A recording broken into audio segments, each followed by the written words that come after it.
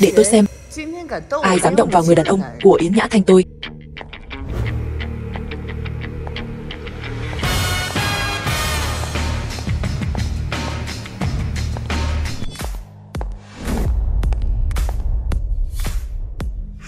Là cô ấy. 3 ngày trước. Giúp chúng tôi với. Giúp chúng tôi với. Tiểu thư. Tiểu thư. Làm ơn giúp chúng tôi với.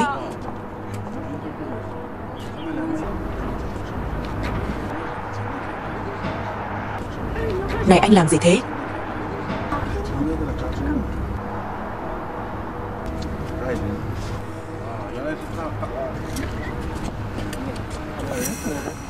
Tiểu thư.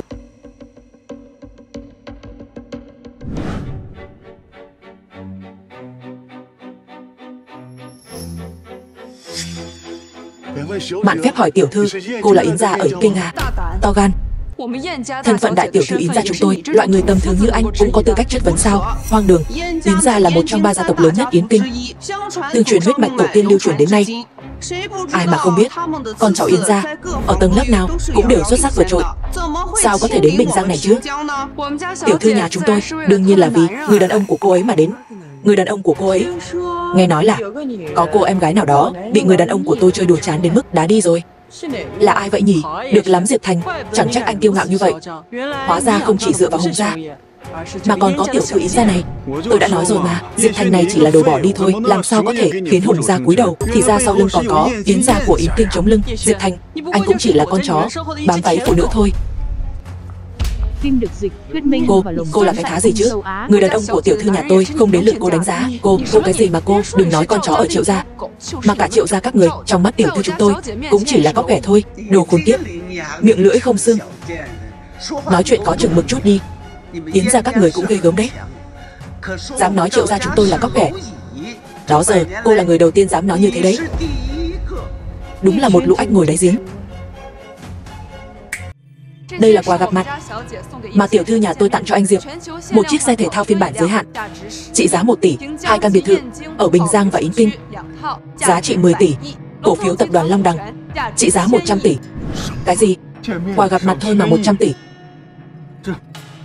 Những món quà này có thể tính ngang tài sản của các thế gia ở Bình Giang cộng lại. Lẽ nào đây thật sự là thế lực của Yến gia sao? Thế lực của một gia tộc mà bằng cả một thành phố sao? Chuyện này, đại tiểu thư, ý cô là sao? Gọi là Nhã Thanh đi.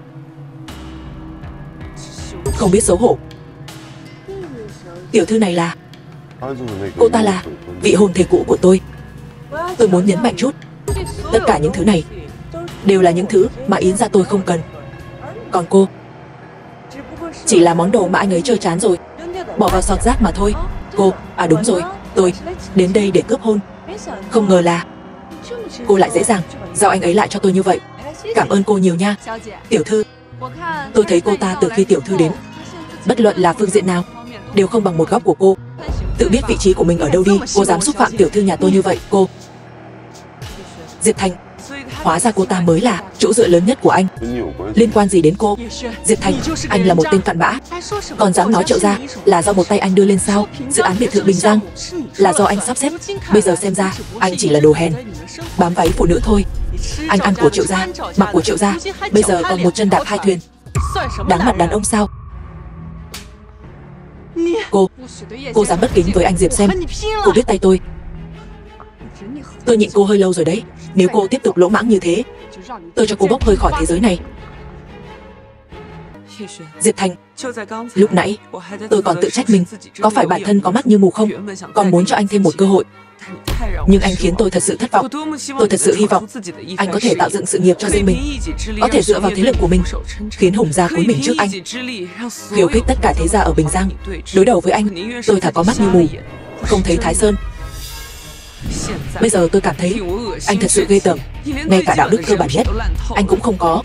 Anh vì sĩ diện của mình mà phản bội tôi, gian díu với người phụ nữ khác. Nói xong chưa? Phải. Tối nay anh rất vẻ vang, làm bè mặt hết tất cả mọi người. Hả hê lắm sao? Tất cả những thứ này cuối cùng cũng không thuộc về anh đâu. Hôm nay anh bị Triệu gia tôi đuổi, ngày mai sẽ bị Yến gia đuổi ra ngoài. Cuối cùng anh chẳng có gì cả. Những thứ bây giờ anh có, sau này cũng đều mất hết thôi. Đàn ông chỉ biết núp sau lưng phụ nữ, cả đời chỉ là đồ vô dụng. Triệu An Nhiên ơi là Triệu An Nhiên, hôm nay Triệu gia các người quả thật là khiến tôi mở mang tầm mắt. Cô nên nhớ, hôm nay là tôi bỏ cô, từ nay về sau coi như người xa lạ. Yến đại tiểu thư, cô thấy chưa? Tôi chỉ mong mắt cô sáng, đừng để bị lừa bởi những lời ngon ngọt của anh ta. Triệu đại tiểu thư, cô sao? Chỉ là một người tầm nhìn hạn hẹp, đáng thương mà thôi. Tôi nghĩ cô bây giờ rất thất vọng. Sau tất cả, người đàn ông mà cô bỏ rơi, tìm được một người tốt hơn cô hàng vạn lần. Cô phải biết, cô chẳng qua chỉ là con ếch ngồi đáy giếng, một người tầm thường, năng lực thấp kém, mà thân phận của Diệp Thành nhà tôi là thứ mà cô mãi mãi cũng không sánh đến được. Diệp Thành anh ta chẳng qua là con chó canh nhà cho Triệu gia thôi. Anh ta có thể có thân phận gì chứ? Chẳng qua cô thấy anh ta có chút nhan sắc, muốn giành với tiểu thư nhà tôi. Cô dám nói thêm một câu nữa thì coi chừng cái lưỡi của cô đấy. Cô, Triệu đại tiểu thư, cô có thể quen được anh Diệp Thành là phúc ba đời của cô, nhưng hai người đã ở bên nhau lâu như vậy, cô không hề biết anh ấy là ai sao? Một người chỉ biết bám váy phụ nữ, không xứng để Triệu An Nhiên tôi tìm hiểu. Vậy hy vọng sau này cô không hối hận. Anh ta là cái thá gì mà tôi phải hối hận chứ? Ngược lại là cô, Yến đại tiểu thư, mong cô mở to mắt nhìn, đừng để anh ta khiến cô thấy kinh tởm. Cô phải biết một điều là cô không đủ tư cách để lên mặt dạy tôi đâu.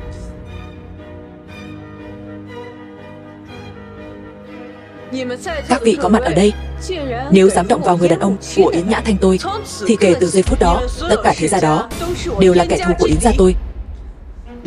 Tiểu thư đây đừng quên, đây là Bình Giang, không phải là Yến Kinh nhà cô. Cách đây ngàn dặm, ở đây không đến lượt cô hô mưa gọi gió. Đúng vậy, chỉ cần chúng tôi đồng lòng với nhau, dù cô có hùng hổ tới đâu, chúng tôi cũng không sợ. Đúng là không biết trời cao đất dày, ăn cơm nhà lo chuyện thiên hạ. Cô còn nhỏ tuổi, các thế gia ở Bình Giang này không dễ bị bắt nạt đâu. Tôi khuyên cô nên biết tốt xấu đi.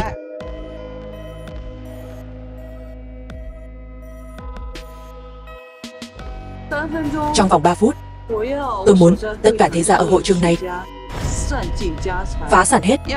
Này, còn có chuyện 3 phút mà muốn diệt hết thế gia chúng tôi ư? Tôi nói này Diệp Thành, anh tìm đâu ra cô diễn viên diễn xuất cũng được đó. Đúng vậy. Này người đẹp, cô và tên Diệp Thành này có kẻ mà muốn ăn thịt thiên nga, hoa nhài cắm bãi cất trâu, cũng mạnh miệng lắm.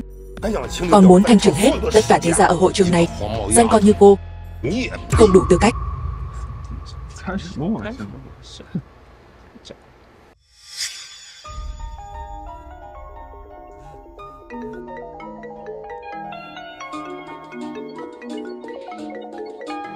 Alo, cái gì? Cậu nói gì? Nguyễn gia phá sản rồi. Cái gì? Tất cả công ty con đều vi phạm hợp đồng, rút toàn bộ vốn công ty mẹ. Chuyện này không thể nào. Alo, Tôn gia, sao có thể chứ? Anh nói cái gì? Con trai, sao mọi người đều cuống lên hết vậy? Mẹ à, Triệu gia chúng ta xong rồi. Toàn bộ thế gia ở Bình Giang đều sắp phá sản hết rồi. Mẹ, mẹ. Chà, cũng thú vị đó. Một đám có mắt như mù, cho các người cơ hội lớn như vậy, các người cũng không biết nắm bắt. Các vị ở đây, chúng ta không còn đường lui nữa. Không bằng chúng ta cùng nhau bắt giữ cô gái này. Thứ nhất, chúng ta có thể uy hiếp Yến gia. Thứ hai, cô gái này cũng quyến rũ. Tôi tin mọi người ở đây chưa từng thử qua. Các người điên hết rồi phải không? Tôi là đại tiểu thư của Yến gia. Các người có biết các người đang làm gì không? Đương nhiên tôi biết mình đang làm gì. Tôi chẳng qua chỉ là tìm lối thoát cho mọi người mà thôi. Vốn dĩ các người còn cơ hội, đáng tiếc thay lại muốn chọn con đường xuống địa ngục. Cầm miệng, một lát nữa tôi sẽ tiễn cô đi trước. Ông, các người có biết đang nói chuyện với ai không? Nước có thể đẩy thuyền, cũng có thể lật thuyền. Bây giờ tất cả chúng ta hợp tác cùng nhau. Thanh Long Điện Vương nên đổi chủ rồi. Triệu Dương Huy, anh cũng mạnh miệng gớm nhỉ? Người đâu? Có. Yên tâm, tôi có thể xử lý được. Đời này tôi nhất định sẽ không làm em thất vọng. Diệp Thành, đến bây giờ anh vẫn giả vờ được à? Người đâu, lên.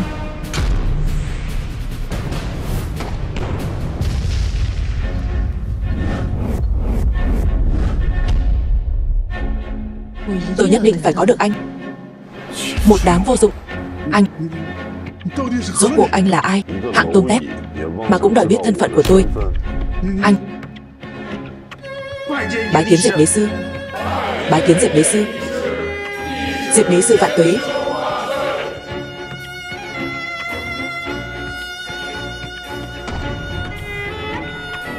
Anh là Đế Sư. Đế Sư. Diệp Đế Sư sao? Anh là Diệp Đế Sư. Nghe đồn Chu Hùng bị Diệp Đế Sư trách phạt, từ một người vô danh chỉ trong vòng 1 tháng trở thành người được tất cả tôn kính. Hắn chẳng qua chỉ là một tên rác rưởi nhà họ Triệu. Hắn làm sao có thể là Diệp Đế Sư? Anh thật sự là Diệp Đế Sư sao? Ngay tại đây, thọ lễ mà tôi mang đến, có ai tin là thật? Tôi nói Triệu gia dựa vào tôi để tồn tại cho đến hôm nay. Tôi nói rằng dự án chục tỷ đó là do một tay tôi điều hành. Tôi nói Cố gia muốn tiêu diệt tôi cũng không đủ tư cách. Tôi nói Thanh Long Điện chủ cũng chỉ có thể là quân thần của tôi. Tôi nói tất cả những thế gia bị phân tán tài sản có thể giành được một cơ hội sống. Các người có ai tin không? Bây giờ đều thấy cả rồi, vẫn không tin đúng không? Đây là điều anh muốn đúng không? Cô sai rồi. Là do cô không biết trân trọng. Đáng tiếc là trên đời này không có thuốc hối hận. Tôi đã cho các người vô số cơ hội, các người lại liên tục khiêu khích tôi. Được thôi, kể từ bây giờ tất cả thế gia đều có thể biến mất khỏi cuộc đời này. Cố tộc trưởng, ông mau nghĩ cách đi. Phải làm sao đây?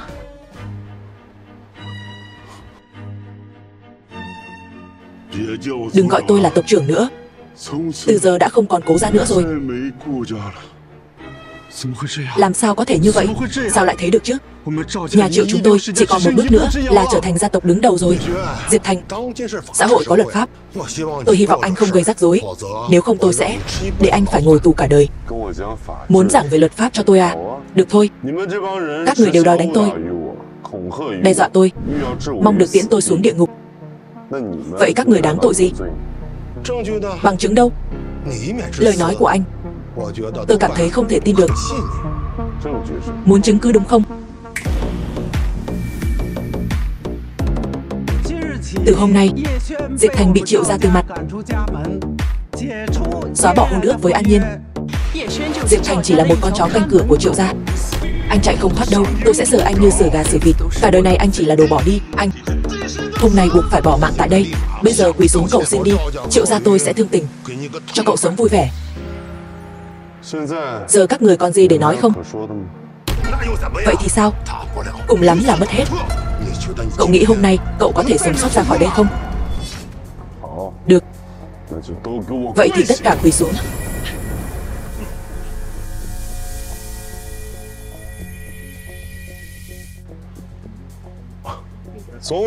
Luôn có người tự cho mình là đúng, muốn phá vỡ quy tắc, muốn quyết định luật. Mà tôi mới là người tạo ra luật lệ quy tắc, đã từng có cơ hội bày ra trước mặt các người, nhưng các người lại không biết trân trọng. Bây giờ tất cả những người có mặt ở đây xóa bỏ khỏi Bình Giang. Chu Hùng tuân lệnh, chắc chắn sẽ không làm Đế Sư thất vọng. Xin tuân theo pháp lệnh của Đế Sư, nhất định không để cho Đế Sư thất vọng.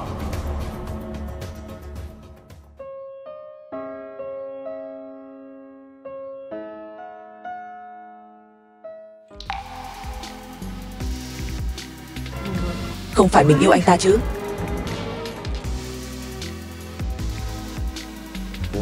Cô Yến, hôm nay cảm ơn cô đã giúp tôi giải vây. Tôi tùy cơ ứng biến thôi. Không ngờ anh lại thật sự là Đế Sư. Chỉ là tôi không chịu được khi thấy họ bắt nạt người khác, nên là tôi rất nghiêm túc đó. Sao không muốn nhận công vậy?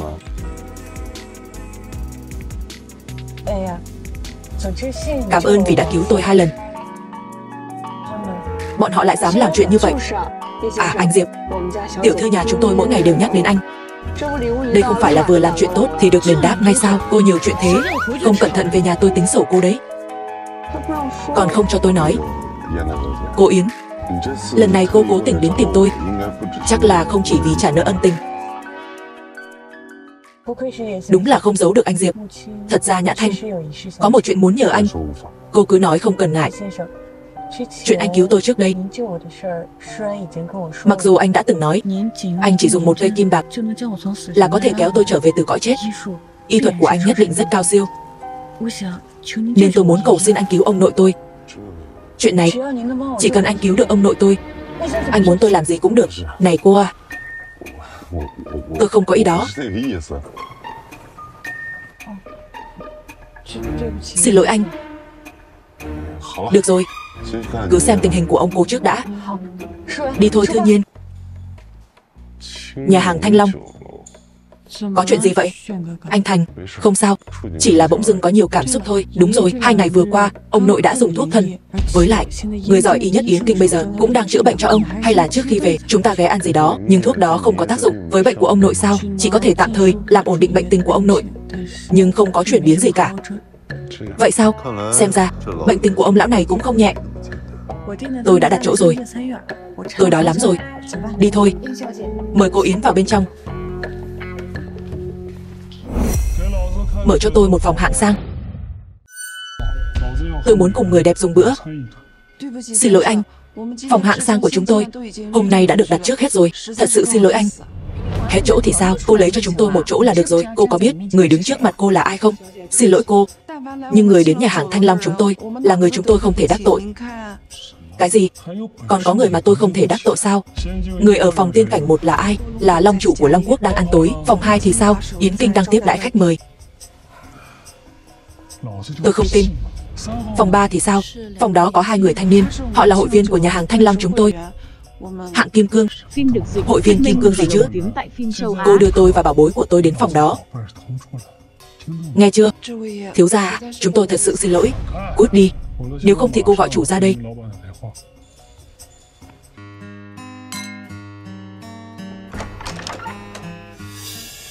Mau cút ra ngoài. Phòng này bây giờ là của chúng tôi. Nơi này chúng tôi đã đặt trước. Dựa vào đâu mà nhường lại cho anh? Cô có biết tôi là ai không? Tôi không quan tâm mấy người là ai. Xin đừng làm phiền tôi. Và anh Thành đang dùng bữa. Tôi còn tưởng là ai chứ? Hóa ra là đại tiểu thư của Yến gia. Không ngờ Yến gia lại tìm đâu được một tên nông dân quê mùa để bầu bạn. Anh, hay là như này, đại tiểu thư Yến gia, chỉ cần tối nay cô phục vụ tôi thật tốt, tôi sẽ cân nhắc việc giúp đỡ Yến gia. Đồ vô liêm sỉ. Có thể nhận được sự ưu ái của Kim thiếu gia đã là phúc của cô rồi. Ông nội của cô sắp trầu trời rồi. Sao còn kiêu ngạo như vậy? Để cô ngủ với tôi một đêm là tôi đã cho cô một cơ hội. Tôi cho cô thể diện mà cô không cần sao? Nếu dám động đến cô ấy, tôi sẽ khiến anh không thể làm đàn ông. Diệp Thành à? Cô quen tên này à? Kim thiếu gia, người này sao có thể bằng anh được? Hắn ta là bạn học thời cấp 3 của tôi, chỉ là một con cóc muốn ăn thịt thiên nga thôi. Tôi đã nói rồi, cả Yến Kinh này ai dám không nghe lời tôi? Hóa ra chỉ là một con cóc ghẻ chưa từng thấy thế giới.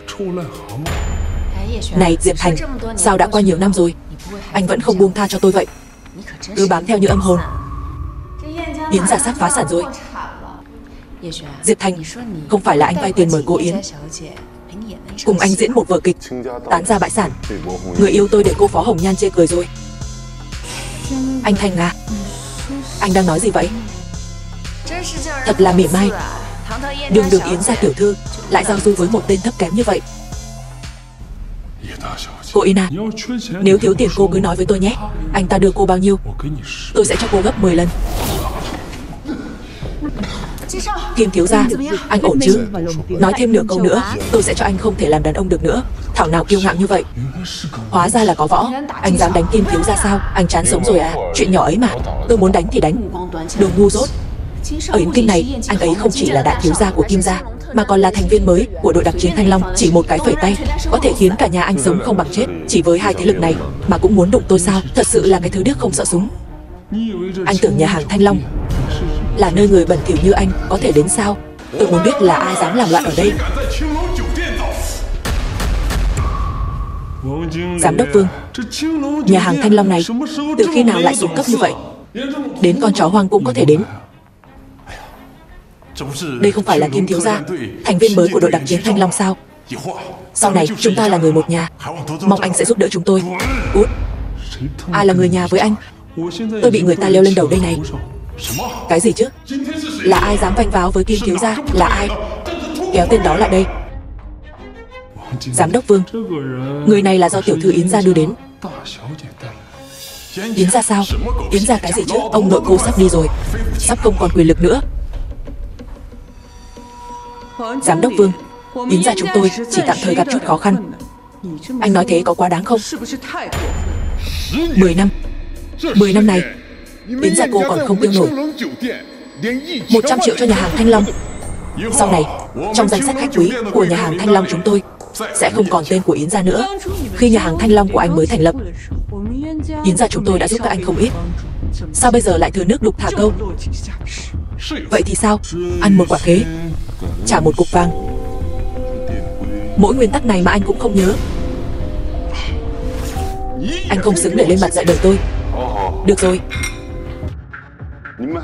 thật là vừa mới làm ăn lên đã vội quên ơn người giúp đỡ sao? Bao nhiêu năm nay không ai dám hành động lỗ mãng ở nhà hàng Thanh Long này. Xem ra là anh đã sớm quên quyền thế của Thanh Long ta rồi.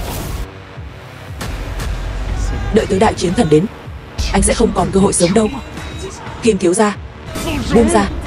Anh dám làm loạn à? Tứ đại chiến thần nhất định sẽ phân thây anh ra thành trăm mảnh. Đừng nói đến tứ đại chiến thần, dù họ dẫn cả một đội quân đến thì cũng phải cúi đầu trước tôi. Thả người ra, nếu không sẽ giết không tha. Anh chán sống rồi. Người đẹp à, vẫn chưa biết ai đúng ai sai mà cô đã ra tay với tôi, thống đốc của các người, dạy cô hành sự như vậy sao? Anh là cái thá gì? Anh không có tuổi để hỏi tôi. Rốt kiếm.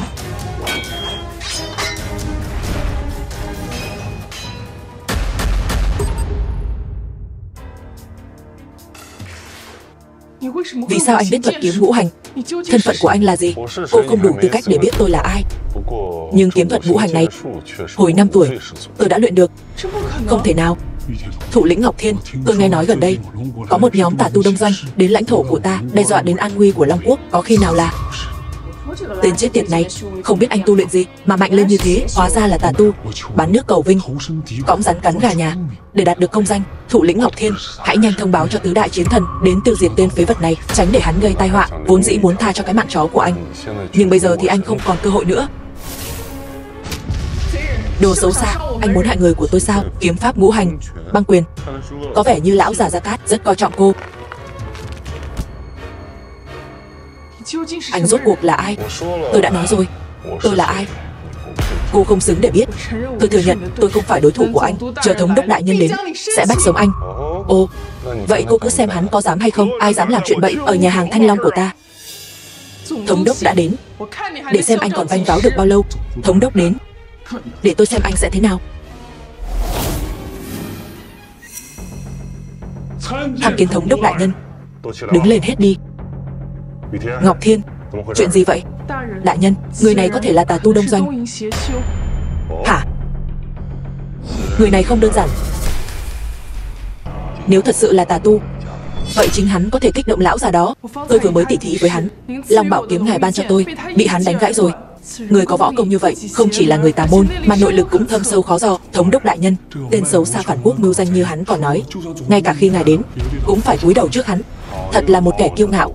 Một tên giặc lùn ở Long Quốc của ta lại dám hỗn láo như vậy. Tên chó nhà ngươi, không phải lúc nãy mạnh miệng lắm sao? Bây giờ ngài thống đốc đang ở đây, anh còn dám mạnh miệng nữa không? Có thống đốc đại nhân ở đây, bây giờ một cơ hội nhỏ nhoi anh cũng không có đâu. Lão già Gia Cát này rốt cuộc làm cái quái gì vậy? Đã đào tạo nhiều nữ quân, còn giao chức thống đốc đội đặc chiến Thanh Long cho một tên kém cỏi như vậy. Lần sau gặp lại hắn, xem hắn ta giải thích thế nào. Diệp Thành, dù sao thì cậu cũng sẽ không thấy mặt trời ngày mai đâu. Chi bằng anh liếm sạch giày tôi đi, thì tôi sẽ bố thí cho anh một cơ hội được gần tôi, bớt dùng thủ đoạn để hạ nhục người khác đi. Cô có biết thân phận của anh Thành, nhưng mà cô Yến này, tôi khuyên cô nên biết điều một chút. Nếu cô muốn mang tội thông đồng cấu kết với tên vô lại này, thì sau hôm nay Tiến gia sẽ không còn tồn tại nữa. Từ trước đến nay, tôi chưa bao giờ nhìn nhầm người. Việc các anh ở đây, dì và anh Thành, ngày hôm nay nhất định sẽ khiến các anh phải hối hận suốt đời. Còn tiện tỳ kia, cô dám trõ móm vào lúc Kim thiếu gia nói chuyện sao? Cô thử nói thêm một câu nữa xem. Kim thiếu gia, ta hung dữ với tôi. Đại tiểu thư Yến, cô bây giờ còn khó giữ cái mạng của mình mà còn dám khoác lác. Bây giờ tôi cho cô một cơ hội, phục vụ tôi cho tốt. Tôi nhịn anh lâu lắm rồi đấy. 1 phút. Anh có ý gì? Gọi điện thoại cho lão già Gia Cát, bảo ông ta phải đến gặp tôi trong vòng 1 phút, nếu không thì tự chịu hậu quả. Lão già Gia Cát Thanh Sơn. Sao anh biết tên sư phụ tôi? Anh gọi đi rồi biết. Nhóc con, đã dặn con nếu không có gì thì đừng làm phiền ta rồi. Sư phụ, ở đây có một người. Hắn nói trong vòng 1 phút sư phụ phải đến gặp hắn, nếu không phải tự chịu hậu quả. Thú vị đấy. Tôi sẽ đợi xem. 1 phút nữa, anh có thể giở trò gì? Thống đốc đại nhân, ngài không được tha cho hắn. Dám đánh Kim thiếu gia, còn dám ở đây khoác lác. Quân ăn hại không có nổi cái điện thoại. Đừng tưởng rằng luyện được tà thuật là có thể chen chân vào giới thượng lưu. Tôi khinh người vô dụng như anh, mãi mãi không thoát được kiếp tôm tép bủn xỉn.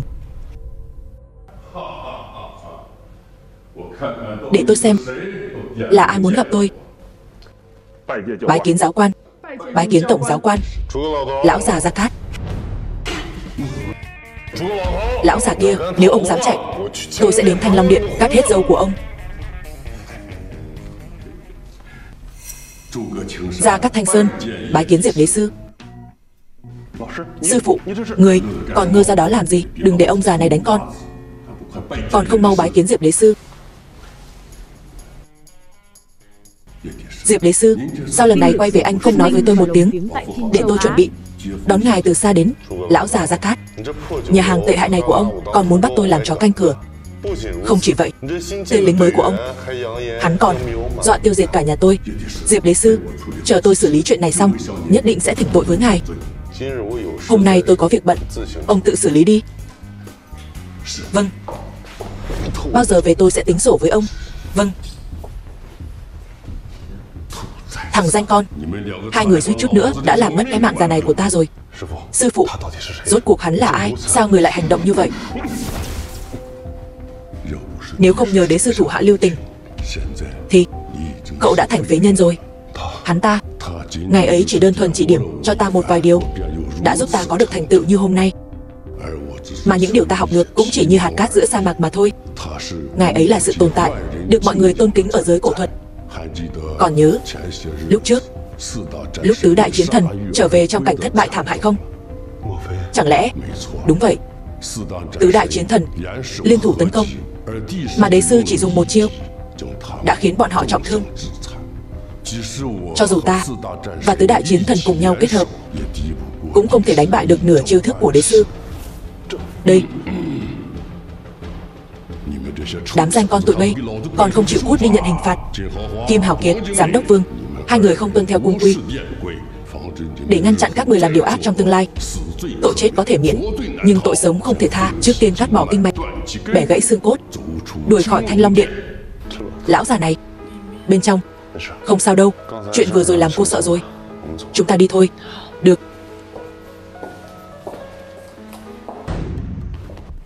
Chị ơi, tài xế như anh còn ở đây làm gì? Em nói gì cơ? Đây là bạn trai của chị. Chị chỉ đùa thôi. Thành công, đây là Diệp Thành. Đây là thần y chị mời tới để chữa bệnh cho ông nội. Có thể được chị tôi xem trọng là vinh dự của anh rồi đó. Xin chào, tôi là Yến Thành Công. Xin chào.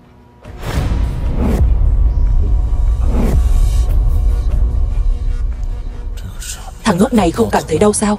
Bình thường mình dùng lực như vậy, người khác đã sớm quỳ xuống xin tha. Sao cậu ta không có phản ứng?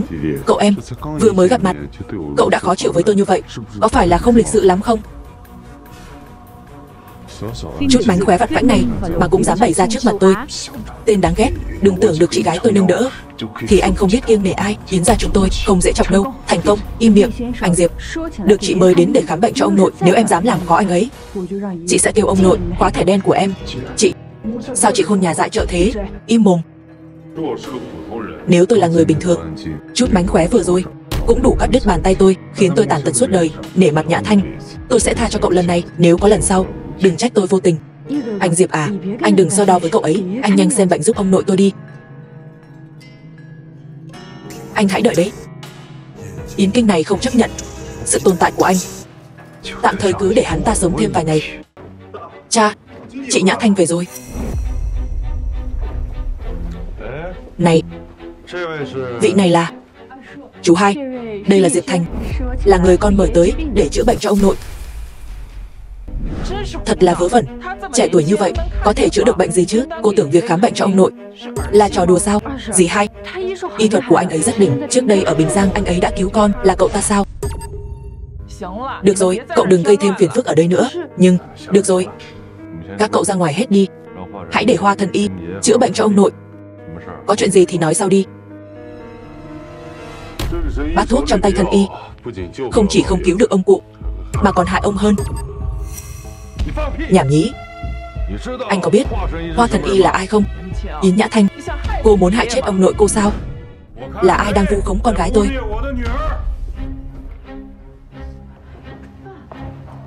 Ba, đây chính là Diệp Thành, người đã cứu con ở Bình Giang. Còn tên anh ấy nhất định có thể chữa khỏi cho ông nội. Cậu Diệp Thành, vị này là Hoa Thần Y, là một thầy thuốc đông y giỏi tại Yến Kinh,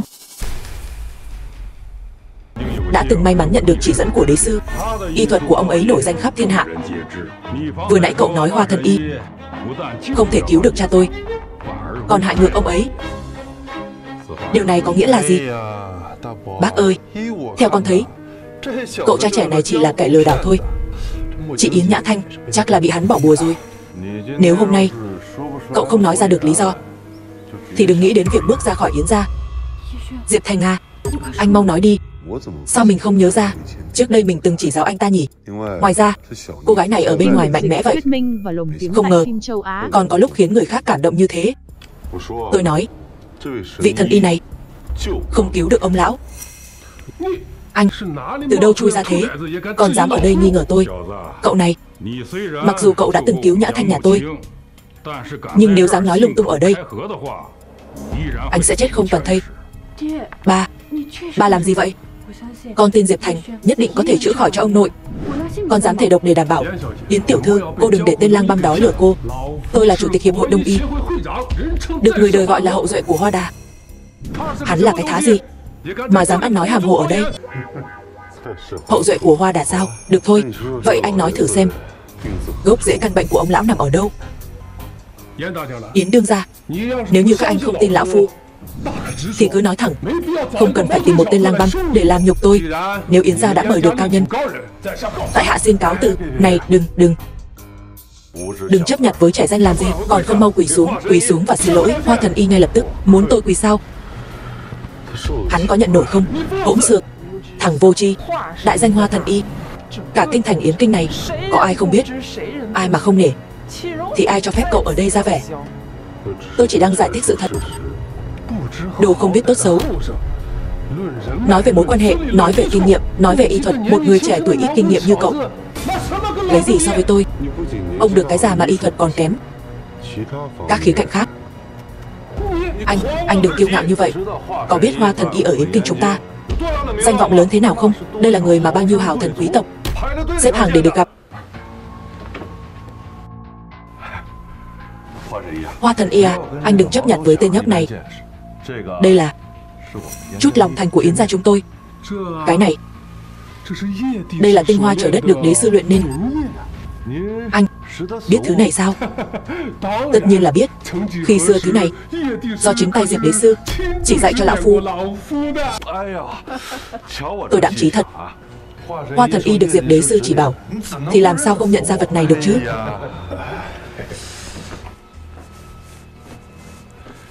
Tiểu tử, có lẽ anh không biết đây là cái gì phải không?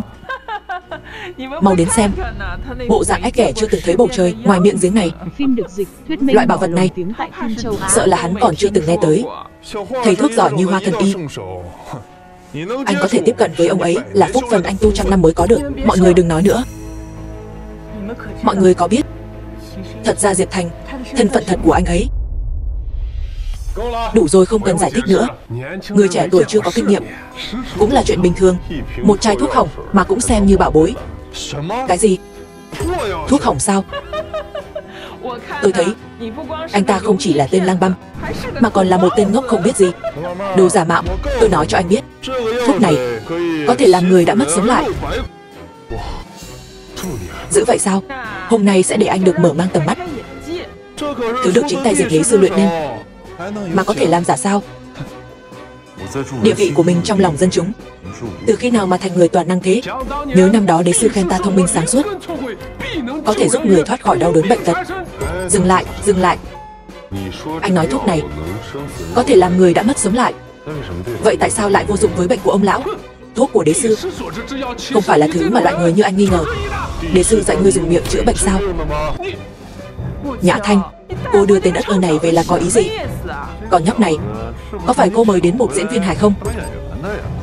Chị ơi, chị là muốn để ông đi sớm, sau đó lấy thêm một phần gia sản phải không? Các người đang nói gì thế? Đủ rồi.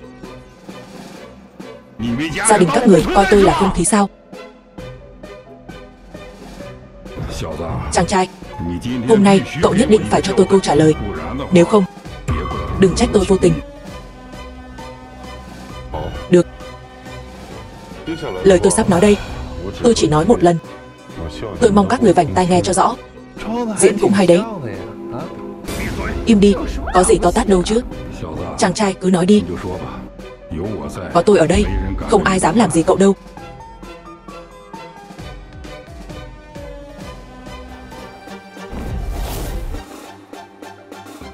Chiếu theo ngũ hành, quẻ càn thuộc hành kim, tương ứng với xương người.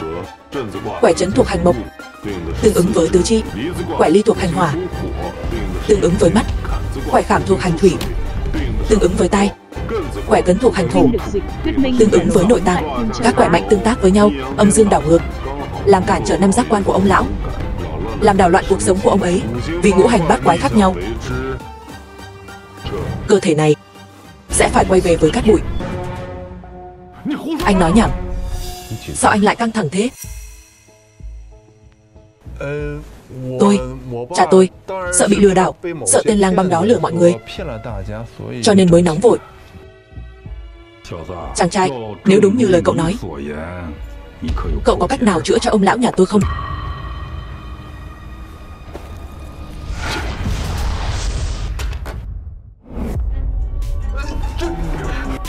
Không thể nào, làm sao có thể? Ông lão tỉnh lại rồi. Tốt quá rồi, ông nội cuối cùng cũng tỉnh. Xem ra Thanh Nhi không nhìn nhầm người. Chính ra chúng ta được cứu rồi. Không thể nào. Tên tiểu tử kia đừng có làm ra vẻ giỏi giang. Yến lão gia có thể tỉnh lại là kết quả của quá trình chữa trị cực khổ, suýt nữa đã bị tên khốn nhà ngươi cướp công. Da mặt của ông còn dày hơn cả mặt đường. Anh, nhưng cũng vừa hợp với ông đó. Càng lớn tuổi càng không biết nhục. Cái thứ súc sinh. Đừng cãi nữa, lão gia tỉnh lại là chuyện tốt. Yến gia chúng tôi sẽ không bạc đãi hai vị. Không đúng. Chúc mừng cha đã tỉnh lại. Chúc mừng ông nội đã cải tử hoàn sinh. Cha cảm thấy không khỏe chỗ nào sao? Ông ơi, con là Nhã Thanh đây. Ông nhìn con nè. Ba nghe thấy không? Ba, cái này, chuyện này là sao? Thằng khốn này, anh đã làm gì ba tôi? Yến Nhã Thanh, nếu ông nội xảy ra chuyện gì, chị sẽ là tội đồ của Yến gia. Tôi tin chắc ông nội sẽ ổn thôi. Tôi tin Diệp Thành, bộ dạng không biết gì của anh ta bây giờ đã lực mất tòng tâm rồi. Chẳng qua lão gia chỉ tạm thời tỉnh dậy. Nếu để tôi tiếp tục chữa trị, tôi đảm bảo lão gia sẽ khỏe mạnh trở lại. Vậy thì nhờ cả vào Hoa Thần Y vậy. Ba, ông nội, chuyện gì đây? Cái này, chính tên này đã làm lỡ thời gian trị bệnh tốt nhất, dẫn đến khí huyết của lão gia bị đảo ngược, bệnh tình chuyển biến xấu đi. Im miệng. Tiếc thật, mình chậm hơn Kim Sơn một bước rồi. Nếu không, thiên nhãn sẽ mở ra hoàn toàn, chắc chắn có thể biết được tình trạng của lão gia. Chủ nhân, trong người Yến lão gia có gì đó, cô có thể thấy sao? Đúng vậy.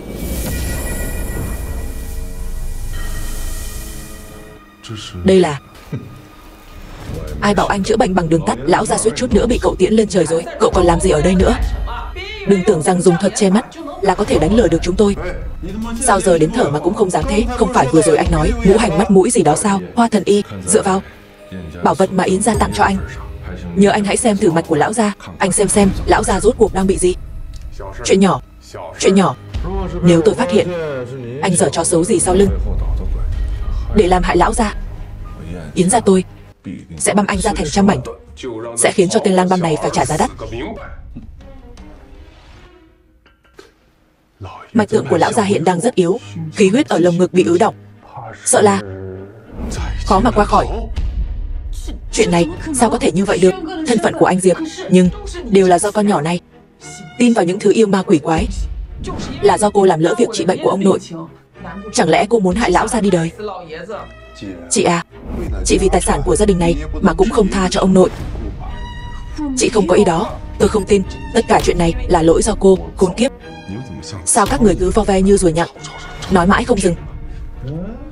Tên khốn này, anh nói ai thế? Tôi nói Phong Long, ai nhục người đó gãi. Anh chán sống à? Im miệng hết đi. Diệp Thành à, tình hình của lão gia thế nào? Anh cứ trực tiếp nói với tôi. Chú Yến à, thật ra lão gia, cậu lại định giả ma giả quỷ gì nữa? Một tên lang băm giả thân giả quỷ thì còn mong hắn hiểu gì về y thuật chứ? Sợ là hắn sẽ lại nói lão gia chúng ta nữa đấy. Chị coi thần y mà chị tìm về kia, đúng là làm trò cười cho thiên hạ. Anh à, Nhã Thanh, hai người không phải bị tôi nói trúng tim đen rồi chứ? Bên ngoài thì tỏ vẻ nhân từ, nhưng thật ra tâm địa lại xấu xa, muốn tiễn ba tôi lên đường để cuỗm hết gia sản đúng không? Tôi chỉ muốn chữa khỏi bệnh cho ông nội. Sao chú lại nói thế? Chuyện đã đến nước này, cô còn giả ngu gì chứ? Ôi chị ơi, lòng dạ chị như rắn độc. Ông nội thương chị như vậy mà chị lại cấu kết với người ngoài để hãm hại ông. Tôi thật sự không có. Anh Thành à, anh có thể cứu ông nội tôi đúng không? Im lặng. Hoa thần y à, chuyện lúc nãy là do Yến gia tôi không đúng. Mong anh đừng trách chúng tôi. Việc chữa trị cho lão gia vẫn phải trông cậy vào anh. Chúng ta đã làm bạn nhiều năm rồi, nên tôi sẽ dùng bí thuật 30 châm đế sư đã dạy cho tôi để đã thông kinh mạch cho lão gia. Bí thuật 30 châm mình dạy sao? Cảm ơn Hoa thần y, nhưng tên tiểu tử này đã xúc phạm đến tôi. Chỉ cần hắn quỳ xuống nhận lỗi, tôi sẽ chữa cho lão gia ngay. Tên tiểu tử, sao còn chưa quỳ xuống? Này, đang nói anh đấy, nghe thấy không? Chó cắn tôi một cái, tôi phải cắn lại nó sao? Anh, câm miệng. Anh Thành, anh mau nói đi, nói anh có thể chữa khỏi cho ông nội. Nhã Thanh à, con im miệng đi. Con từng nói thằng nhóc này đã cứu con. Cha đã chọn tin hắn ta. Cha đã cho anh ta cơ hội rồi. Nhưng mọi chuyện đã đến nước này, con vẫn chưa tỉnh ngộ sao? Cha, con tin anh Thành. Thật là ăn cơm nhà lo chuyện thiên hạ. Anh hai à, anh nuôi được đứa con gái ngoan đấy. Theo tôi thấy, chắc chắn nó bị tên khốn này bỏ bùa nên mê muội rồi. Anh hai à, anh thấy đúng không? Cha, anh Thành không phải người như vậy. Ôi, chị ơi, chị mở miệng ra liền gọi anh Thành. Thật là vô liêm sỉ, làm mất mặt nhà họ Yến thật sự. Diệp Thành, Yến Minh Quân ta là một người công bằng. Anh cứu con gái tôi, bây giờ để công bằng giữa ơn và tội.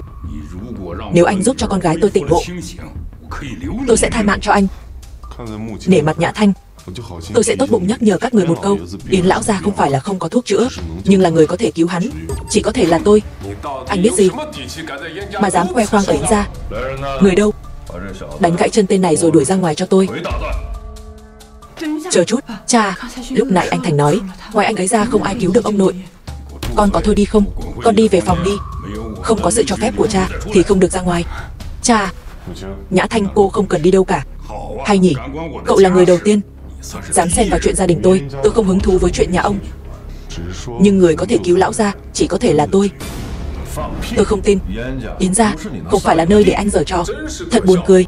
Anh ở đây đừng động tay vào thứ gì là giúp tôi rồi. Anh suýt nữa đã tiến lão gia đi rồi, giờ còn muốn làm loạn ở đây sao? Nếu tôi nói lão gia không phải bị bệnh mà là bị kẻ gian hại thì sao?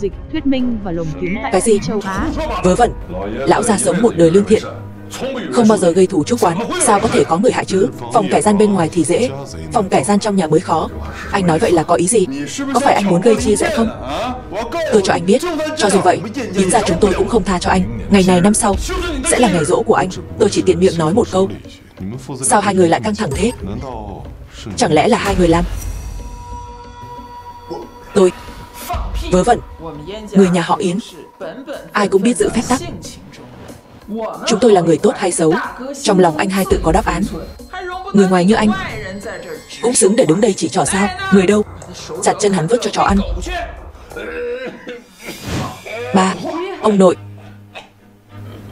Hoa Thần Y, tình trạng của lão gia đang rất nguy hiểm, xin anh mau chóng cứu chữa cho lão gia. Hắn ta, Hoa Thần Y yên tâm, chỉ cần hắn còn ở Yến gia, hắn chạy không thoát đâu. Xin anh hãy ra tay cứu giúp. Chỉ cần Hoa Thần Y chữa được cho cha tôi sẵn sàng tặng anh 10 chai tinh hoa trời đất. Yến Minh Quân này khá quyết đoán. Tôi không đồng ý. 10 chai tinh hoa trời đất thôi trị giá 10 tỷ lận. Chúng tôi đã cố hết cách để cứu lão gia rồi, còn có thể làm gì chứ? Cô nói gì? Con đàn bà này, cút sang một bên. Anh dám đánh tôi? Mạng sống của ba đâu thể so với những vật ngoài thân đó. Đừng nói là 10 tỷ, cho dù là trăm tỷ, nghìn tỷ, miễn là ba có thể tiếp tục sống, Yến gia cũng sẽ chấp nhận bỏ ra. Cứ để hắn ta cứu ba đã. Có cứu sống được hay không thì không chắc. Vội làm gì? Suýt nữa làm hỏng chuyện tốt của tôi. Anh dám đánh tôi? Anh chờ đó. Xin Hoa Thần Y ra tay giúp đỡ. Cũng được. Cứu một mạng người còn hơn xây 10 tòa tháp. Vì để tích đức, tôi miễn cưỡng giúp ông lần này vậy. Cảm ơn Hoa Thần Y.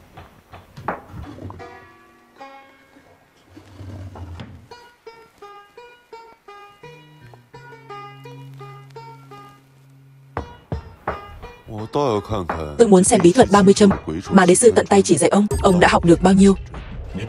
Ngậm cái mồm lại. Y thuật mà đế sư tận tay truyền dạy, anh biết gì mà ăn nói sang bậy. Trong lúc châm kim, tôi cần các người giữ yên lặng. Nếu không, thuật đã thông kinh mạch của tôi sẽ phản ngược lại lão gia. Đến lúc đó có thần tiên cũng khó cứu. Bí thuật 30 châm mà đế sư dạy tôi là bí thuật thiên cơ bất khả lộ. Tôi sẽ cho các người mở mang tầm mắt. Các người giữ yên lặng. Nếu ai dám làm phiền đến Hoa Thần Y, đừng trách tôi ra tay độc ác. Múa rìu qua mắt thợ, làm đại đại cho qua mặt rồi tính tiếp. May mà mình biết châm cứu. Đối phó với bọn người này, nhiêu đây cũng đủ rồi. Nếu không chắc đã bị phát hiện rồi.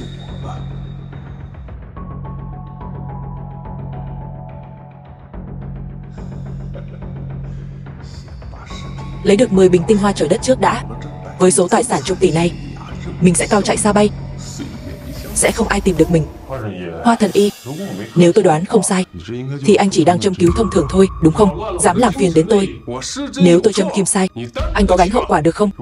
Nếu bí thuật 30 châm cứ châm giống như anh làm nãy giờ, châm loạn xạ như vậy, người bệnh không chết thì cũng tàn phế.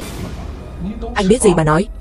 Bí thuật 30 châm này đế sư đã cải tiến rồi mới dạy lại cho tôi. Tốt nhất là anh ngậm miệng lại, nếu không người vùng đầu tiên sẽ là anh. Chàng trai, sự kiên nhẫn của tôi có giới hạn, cậu đừng có không biết điều như vậy. Anh Thanh à, cô điên rồi sao? Đã là lúc nào rồi mà còn tin hắn? Có tin tôi xử anh ta ngay không? Ba, chú hai, con khuyên hai người hãy ngăn tên Hoa Thần Y này lại. Nếu châm cứu không đúng chỗ, Yến lão gia sẽ không còn sống được lâu. Nhảm nhí. Nếu anh biết thì tới châm cứu đi, tôi không làm nữa. Đồ ngu ngốc. Nếu anh làm lỡ chuyện chữa trị của Hoa Thần Y, tôi cảnh cáo anh có ngủ mấy lần cũng không đền hết tội cho Yến gia. Im miệng. Ba, con nghĩ ba vẫn nên tin những gì anh Thành nói. Đồ không biết xấu hổ. Đây là thời điểm quan trọng để cứu ông nội. Cô còn ở đây nói nhăng nói cuội. Dì hai dì ăn nói cho cẩn thận. Con là vì nghĩ cho ông, sao lại Thành không biết xấu hổ? Hơn nữa, anh Thành đã cứu mạng con tin anh ấy. Nhã Thanh, con đừng nói nữa. Ông nội bị hắn hại ra nông nỗi này, con còn nói đỡ cho hắn. Nếu không có Hoa Thần Y, ông nội đã đi chầu ông bà rồi. Kể từ bây giờ, không ai được phép làm phiền Hoa Thần Y. Nếu có ai quấy rầy Hoa Thần Y, đừng trách tôi vô tình.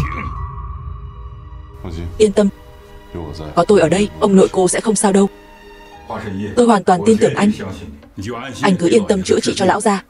Nếu có ai dám làm phiền anh nữa, tuyệt đối sẽ không tha cho họ.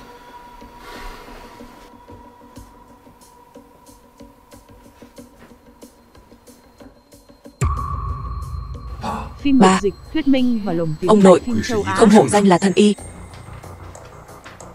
Ông già này thật sự được Hoa Thần Y chữa khỏi sao? Lão gia thật sự đã sống lại rồi. Thắng, ván này mình thắng rồi. Hoa Thần Y, tôi thay mặt cho cả gia đình cảm ơn anh đã cứu ba tôi khỏi bệnh. Chuyện nhỏ thôi. Tôi chỉ dùng 3 kim đã có thể đưa lão ra từ cửa tử trở về. Anh còn gì để nói không? Hoa Thần Y vừa ra tay, bệnh tình của ông nội đã tốt hơn rồi. Còn anh ra tay thì ông nội tôi nằm ngay cửa tử. Nói đi, là ai đưa anh tới? Nói đi, có phải anh được Yến Nhã Thanh đưa tới để hại ông nội không? Anh hai, nếu Nhã Thanh có liên quan đến chuyện này, anh phải xử lý thật nghiêm khắc đấy. Đồ lòng lang dạ sói, chuyện hãm hại gia chủ mà cũng làm được sao? Nếu dựa theo gia pháp mà nói, anh hai à, anh cũng thật đáng trách.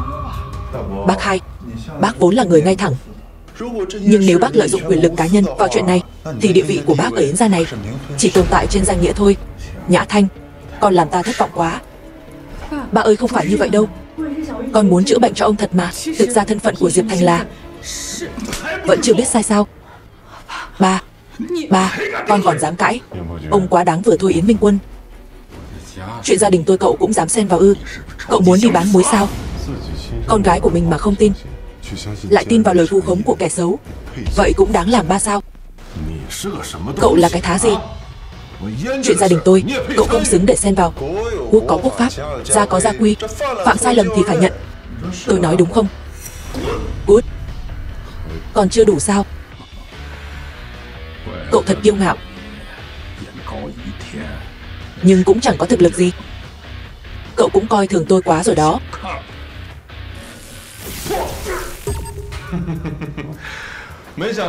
Không ngờ đúng không? Yến gia chúng ta vốn là thế gia luyện võ cổ. Anh hai tôi còn là nhân tài võ thuật trăm năm khó gặp, trình độ cũng khá đấy. Đến đây chưa đủ đâu. Anh hai à, hôm nay đừng để hắn chạy thoát. Nếu hắn trốn thoát sẽ là tai họa cho sau này. Phim được dịch, thuyết minh. Cho dù hai người các ông cùng đánh tôi, cũng vẫn còn kém tôi xa lắm. Ba có sao không? Ông nội. Chết tiệt, không thể để họ phát hiện ra mình chỉ đang giả thuật 30 châm. Tôi nói rồi, người có thể cứu ông ấy chỉ có tôi. Cậu im miệng lại cho tôi. Nếu không phải cậu ở đây làm xăng làm bậy, lão gia sao có thể thành ra như vậy? Đúng vậy, nếu không phải cậu 5 lần 7 lượt làm gián đoạn buổi trị liệu của tôi, lão gia cũng sẽ không thành bộ dạng như bây giờ. Hoa Thần Y, ông thật sự cho rằng dựa vào kỹ năng châm cứu mèo cào của ông thì có thể cứu sống ông ấy sao? Đúng là viển vông. Tôi rõ ràng đang sử dụng quỷ thủ thập tam châm mà đế sư truyền lại. Cậu dám nói khoác là châm cứu mèo cào? Huyệt Thiên Đột và huyệt Trung Đình, đây rõ ràng là hai huyệt vị của Thông Dương và Mạch Nhâm, thì liên quan gì tới quỷ thủ thập tam châm đế sư truyền lại? Lẽ nào lại là giả sao? Anh Thành, anh có thể cứu ông nội em được không? Tự cao tự đại, để tôi xem cậu có bản lĩnh gì để đưa lão ra từ cửa quỷ môn quan trở về. Được thôi, hôm nay tôi sẽ cho mấy người thấy quỷ thủ thập tam châm thật sự là như thế nào. Thuật che mắt. Đây là thuật che mắt. Đây chắc chắn là thuật che mắt. Cút đi cho tôi. Thằng nhóc này không hề đơn giản, không thể để cậu ta làm hỏng chuyện lớn của mình. Yến Minh Quân, bây giờ tôi chỉ có thể tạm thời giữ mạng sống của ông ấy. Nếu ông muốn cứu ông ấy, đừng để người khác làm phiền tôi. Dựa vào đâu mà phải tin anh chứ? Ai biết anh lại sử dụng thuật che mắt gì nữa? Đúng vậy, cậu sử dụng những thuật che mắt này để đánh lạc hướng chúng tôi, suýt chút nữa đã trì hoãn việc điều trị tốt nhất cho lão gia. Cậu chỉ muốn hại chết lão gia. Vậy mấy người còn cách nào khác không? Lão gia hiện tại chỉ có thể sống được 3 tiếng nữa thôi. Qua 3 tiếng này, chuyện gì đến cũng phải đến. Nếu không phải vì anh trì hoãn việc điều trị của Hoa Thần Y, Hoa Thần Y đã chữa khỏi cho ông nội rồi. Yến Minh Quân, tôi nói lại lần nữa, Yến lão gia bị người khác hại.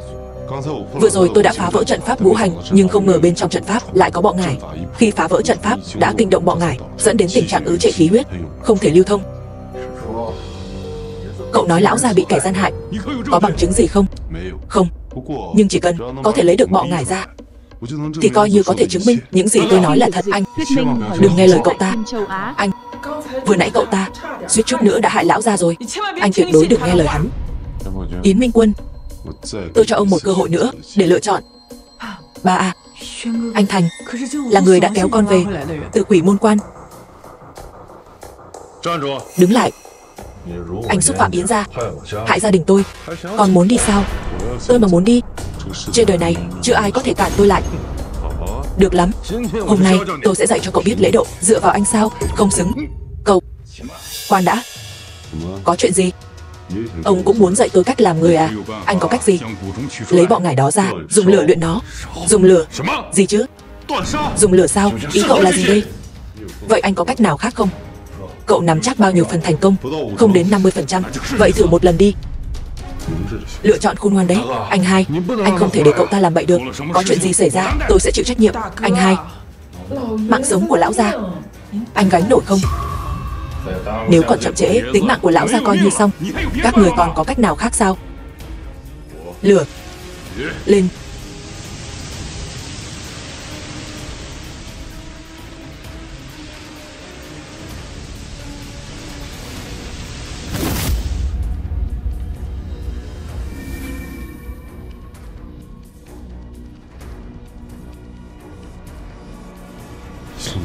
Đúng là không phụ lòng người.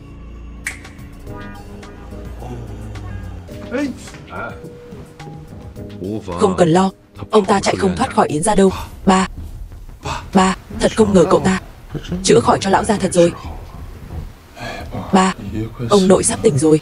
E là không giấu được. Không sao. Dù sao thì bọn họ cũng không có bằng chứng. Đúng vậy, lúc đó cũng không có ai khác. Được rồi, mau qua đó xem đi, nếu không bọn họ phát hiện đấy. Ông nội, tôi bị sao vậy? Ba đã hôn mê hơn 1 tháng rồi. Chúng con còn tưởng ba bị bệnh lạ gì đó, nhưng thật ra là bị kẻ gian hãm hại. Đúng vậy đó. Ba có nhớ trước khi hôn mê đã xảy ra chuyện gì không? Tôi không nhớ gì. Vậy tốt rồi. Anh hai, anh yên tâm, chuyện này tôi sẽ điều tra cho rõ, đòi lại công bằng cho ba. Kẻ chủ mưu làm chuyện này không phải là anh sao? Cậu nói năng vớ vẩn. Diệp Thành, tôi biết cậu không thích nó, nhưng cậu không thể nói lung tung như vậy. Cậu này là ông nội. Đây là Diệp Thành, anh ấy đã cứu ông. Diệp Thành. Diệp. Ba muốn làm gì vậy? Yến lão gia vừa mới tỉnh dậy, nghỉ ngơi chút đi. Những việc khác sau này hãng nói. Được. Nhã Thanh, con ở bên cạnh chăm sóc ông nội đi. Chúng ta tìm chỗ khác nói chuyện. Diệp Thành, cậu cứu sống lão gia, Yến gia chúng tôi rất cảm kích. Nhưng việc này không phải để cậu có thể nói lung tung như vậy. Đừng tưởng rằng cậu cứu được lão gia thì cậu có thể ngậm máu phun người. Những lời tôi nói, trong lòng anh tự hiểu rõ. Tôi không hiểu anh nói gì. Có điều, Yến gia chúng tôi không dung thứ cho người ngoài làm bậy. Không phải ai cũng có thể ở Yến gia làm sằng làm bậy. Hơn nữa Yến gia cũng không xứng để tôi phải đến làm bậy. Tạm biệt. Khoan đã. Chuyện cũ vẫn chưa giải quyết xong. Anh hai, chúng ta xử lý cậu ta thế nào? Yến gia các người muốn qua cầu rút ván à? Ái chà, đánh giá mình cao quá đó. Cậu xứng sao? Cứ cho là cậu cứu được lão gia thì đó cũng là phúc phần ba đời mà cậu muốn cũng không có. Lúc trước cậu ở nhà, tôi ăn nói bừa bãi. Chuyện này chúng tôi còn chưa tính với cậu. Nếu như để cậu đi, chẳng phải cho cả Yến Kinh này biết Yến gia tôi dễ bắt nạt sao? Đến lúc đó đồn đại ra ngoài, bất kỳ ai cũng có thể đến Yến gia làm bậy à? Người đâu? Bắt tên khốn này trói lại cho tôi. Đợi đã, các người hiểu lầm rồi. Tôi chỉ muốn hỏi xem cậu ta có bằng chứng không? Anh hai, anh có ý gì đây? Tôi chỉ muốn biết sự thật. Yến Minh Quân, ý anh là gì chứ? Này, anh thả tin, người mới chỉ gặp qua một lần thôi, hơn là anh em ruột của mình sao? Tôi nói lại một lần nữa, tôi muốn biết sự thật là gì. Diệp Thành, nếu cậu có bằng chứng, tôi sẽ không làm khó cậu. Nhưng nếu như cậu nói lung tung không có bằng chứng, tôi tuyệt đối không thể tha cho cậu. Chuyện này cũng dễ thôi.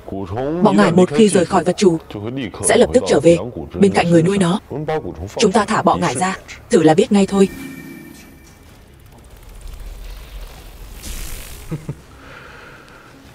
Cậu còn gì để nói nữa không? Đúng đó, con dám vu khống Yến gia ta. Lần này ông trời cũng không cứu được cậu đâu. Diệp Thành, cậu không có gì giải thích sao? Trên người anh ta chắc chắn có bùa gì đó. Vậy sao anh không nói? Trên người chú tôi cũng có bùa luôn đi. Anh hai, anh còn đợi gì nữa? Tên này 3 lần 4 lượt lừa gạt Yến gia. Bây giờ cậu ta còn bôi nhọ danh dự của tôi. Anh hai, anh phải làm chủ cho tôi. Nếu không, e là sẽ làm mất đi thanh danh gia chủ Yến gia, Diệp Thành. Vậy đừng trách tôi xuống tay với cậu. Chờ chút, sắp xuống lỗ rồi, còn muốn nói gì nữa sao? Bây giờ cũng vừa lúc. Anh ta mới chữa trị cho ông nội xong, hao tổn nhiều công sức, bây giờ chắc đã hết sức rồi. Chúng ta nhân lúc này xử luôn anh ta. Nói đúng lắm, không hổ danh là con trai tôi. Anh hai, 3 người chúng ta cùng nhau xử lý anh ta. Yến Minh Quân, ông thật sự muốn biết sự thật sao? Vậy tôi sẽ cho ông biết. Dựa vào đâu mà tôi phải tin cậu? Tin hay không thì tùy.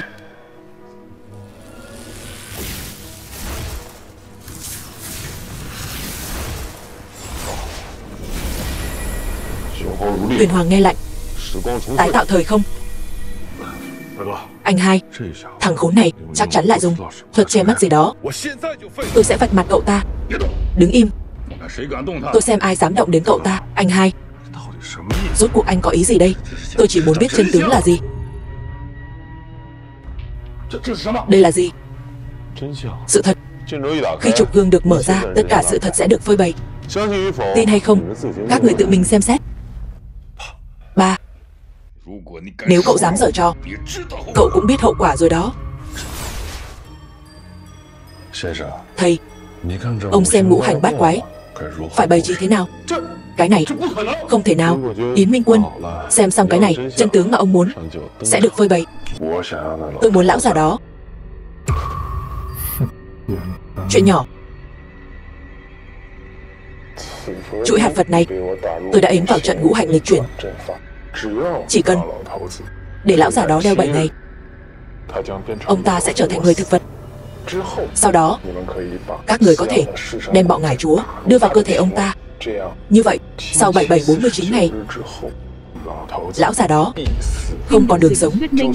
Cho dù là Đại La Kim Tiên giáng thế cũng khó mà cứu được ông ta.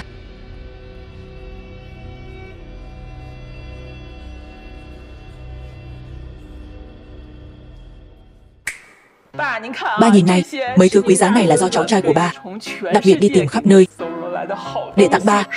Vậy à? Ba nhìn cái này xem. Đây là bức tranh nổi tiếng nhất thế giới, bức ngũ nhạc đồ đấy. Chúc ba sức khỏe vững chãi như núi, không gì lai được. Tốt lắm. Ba xem những viên pha lê này đi. Món đồ trang trí này dùng những viên đá pha lê dưới đáy đại dương tạo thành đấy. Không dễ dàng gì có được, đều là thứ hiếm có khó tìm. Cái này trên thế giới chỉ có mấy viên này thôi.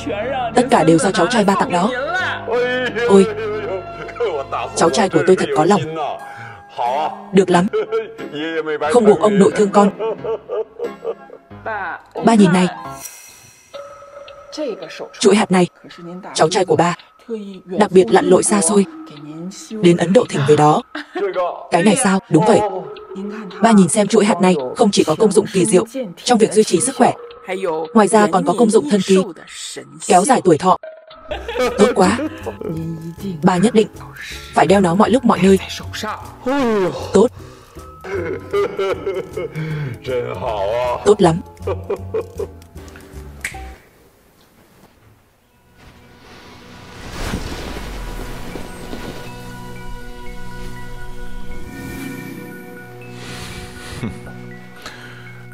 Sau khi giải quyết lão già này xong, chúng ta tìm một cơ hội thủ tiêu Yến Nhã Thanh. Sau đó tiện Yến Minh Quân lên đường. Như vậy thì Yến gia mới hoàn toàn nằm trong tay chúng ta. Nhất định như thế rồi, chắc chắn chúng ta sẽ có được Yến gia. Còn danh Yến Nhã Thanh, lão già này lại có ý định đem toàn bộ gia sản giao cho con danh đó hưởng hết. Còn cái tên Yến Minh Quân, cả nhà họ lại muốn tranh gia sản với chúng ta, không biết nặng nhẹ. Vậy thì đừng trách chúng ta ra tay tàn nhẫn.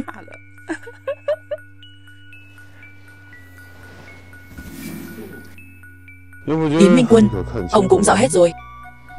Được lắm. Cả nhà các người đúng là không bằng cầm thú. Yến Phát Đạt, cậu còn lời nào để nói không?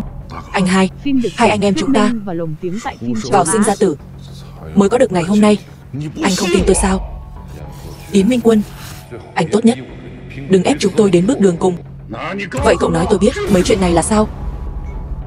Anh hai, không phải đâu, không phải chúng tôi làm. Chắc chắn tên khốn này, cậu ta đã giở trò, dùng những thứ ma thuật. Đúng, chắc chắn anh ta đã giở trò gì đó. Anh ta chẳng qua chỉ là con chó rách từ Bình Giang thôi, làm sao có thể vừa biết y thuật vừa biết quay ngược thời gian chứ? Nếu thật sự có khả năng này, làm sao có thể vô danh như vậy? Yến gia chúng ta cũng chưa từng nghe thanh danh của anh ta. Đúng vậy anh hai, cái loại cư sĩ ẩn giật như này, đúng là các bậc cao nhân ở Long Quốc chúng ta đều hiểu biết sơ lược về mọi thứ, nhưng đó giờ chúng ta chưa từng nghe qua tên người này. Ngoài ra cậu ta còn trẻ như thế, nếu là thật thì trình độ cậu ta tới đâu chứ? Chuyện này là không thể nào đúng không? Đúng đó. Chú à, mẹ cháu nói rất có lý. Nếu anh ta thật sự có khả năng đó, vậy chẳng phải anh ta có năng lực hơn tứ đại chiến thần sao? Làm sao có thể vô danh tiểu tốt như vậy, còn mặc mấy thứ rẻ tiền như vậy, đi khắp nơi lừa gạt người khác? Nói, cậu đến Yến gia rốt cuộc có mục đích gì? Im miệng hết cho tôi. Các người còn muốn rảo biện? Hôm các người tặng quà, chúng tôi cũng có mặt. Các người mời cái tên thầy phong thủy đó về, tôi cũng tận mắt nhìn thấy. Nếu cậu ta giở trò, làm sao cậu ta có thể khôi phục câu chuyện hôm đó giống từng chi tiết một? Chuyện đến nước này, các người còn dám ăn nói đặt điều? Yến Minh Quân, ông mau ra đây cho tôi. Là ai to gan? Yến Minh Quân, mau bước ra đây. Đây là ai? Tôi đang giải quyết chuyện gia đình, đừng tự làm mất mặt mình chứ.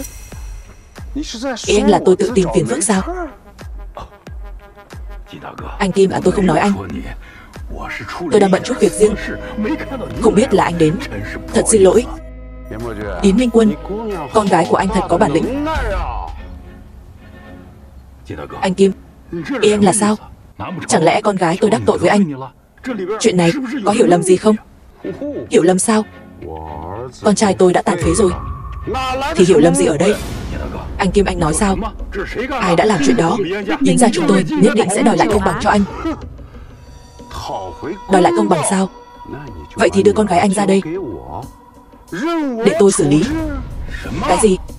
Ba, ông nội mệt rồi, con sẽ đưa ông đến phòng làm việc nghỉ ngơi.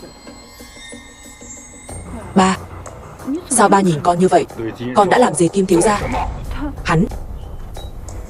Hắn bị cắt đứt gân cốt, bị đánh gãy xương, tất cả là do hắn tự chuốc lấy. Cô nói sao? Con thật là làm chuyện tốt thì ít, chỉ có phá là hay. Yến Minh Quân, sao các người không hỏi nguyên nhân của chuyện này? Trừ khi cậu chính là người từ nhóm tà thuật nông doanh đến. Chàng trai, tôi khuyên cậu chú ý ăn nói một chút. Rốt cuộc là chuyện gì? Chuyện này không liên quan đến Nhã Thanh, là do hắn tự chuốc lấy, không thể trách người khác. Các người có chuyện gì thì đến tìm tôi. Đúng, đáng đời hắn. Yến Minh Quân, người mà con gái ông đưa về, tên khốn này không chỉ tu luyện tà thuật mà còn hủy hoại con trai tôi. Anh nói xem, chuyện này giải quyết như thế nào? Tà tu sao? Cái gì? Anh ta tu luyện tà thuật sao? Vậy là rõ ràng rồi, hắn là người tà đạo.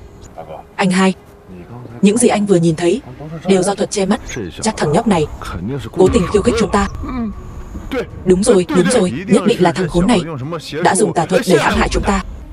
Ba, là Diệp Thành đã cứu mạng con, cũng là anh chữa khỏi bệnh cho ông nội. Yến Thanh, con đừng nói nữa, thật buồn cười. Em là sao? Đường là người của Yến gia, chỉ dựa vào lời nói một phía của người khác là bắt đầu bán tín bán nghi. Đến từng tuổi các người ai cũng hồ đồ như vậy sao? Hổ không gầm. Anh lại tưởng Yến gia chúng tôi là con mèo à? Ông nói ngược rồi. Con hổ không gầm chính là tôi, còn nhà họ Yến các người là cái thá gì chứ? Mạnh miệng thật đấy, sao dám phỉ báng Yến gia tôi? Anh thấy chưa anh hai, thằng chó này luyện tà thuật.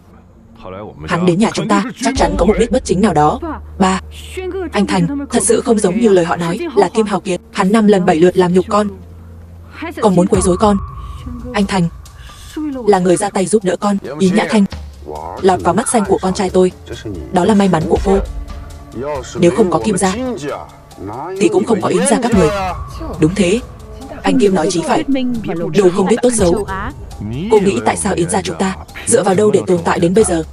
Nếu không phải Kim gia chia cho chúng ta quyền năng của giọt tinh hoa đất trời, hôm nay cô hồ đồ như vậy, không phải là muốn hại Yến gia sao? Các người chia sẻ quyền năng của giọt tinh hoa đất trời, sao nào? Bây giờ đã biết anh đắc tội với thế lực gì rồi phải không? Muộn rồi. Đây là thứ mà ông dựa vào để khoác lác sao? Hiện nay ở Yến Kinh này, Kim gia là gia tộc mạnh nhất. Ngoài ra chúng tôi còn nắm trong tay quyền năng từ giọt tinh hoa đất trời của đế sư. Vậy có nghĩa là ông không quan tâm đến thanh danh của con gái mình sao? Yến Minh Quân tôi không đến lượt anh lên mặt dạy đời. Người đâu? Bắt hắn ta lại. Chờ đã, bây giờ có hối hận cũng không kịp nữa.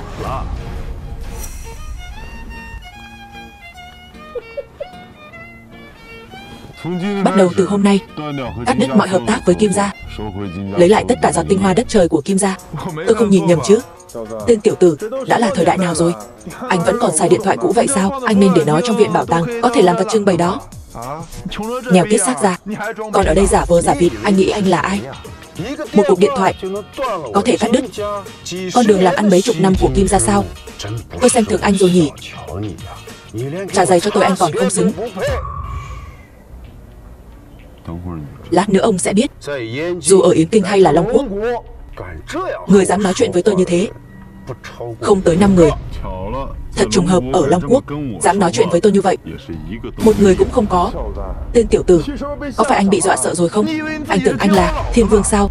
Như này đi, trước tiên anh quỳ xuống lại anh Kim ba lạy, sau đó lại chui qua chân tôi. Tôi có thể sẽ xin anh Kim tha cho anh. Anh dám đánh tôi đánh anh thì sao?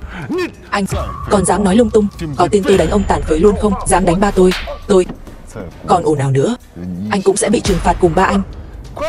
Thảo nào kiêu ngạo như vậy. Tôi quên mất, anh là kẻ xấu, học được tà thuật từ Đông Doanh. Lão Từ, lão Mã, nhờ vào hai người rồi. Này, hai người này là anh em song sinh sao? Hai người này là Yến Kinh song hùng. May mà mình chưa trở mặt với Kim Sơn. Phim được dịch, thuyết minh và lồng tiếng tại Kim Châu Đàn kiếm sao? Yến Kinh này có nhiều nhân tài, nằm trong lá ổ thật, đến đàn kiếm cũng luyện được.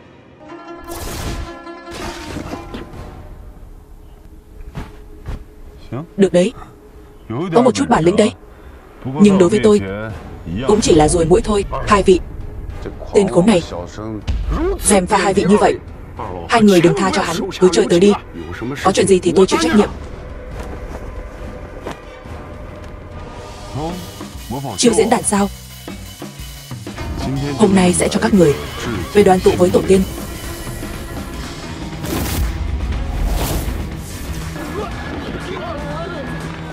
Loại võ công gì thế này? Đây không phải là Như Lai thần trưởng trong truyền thuyết sao?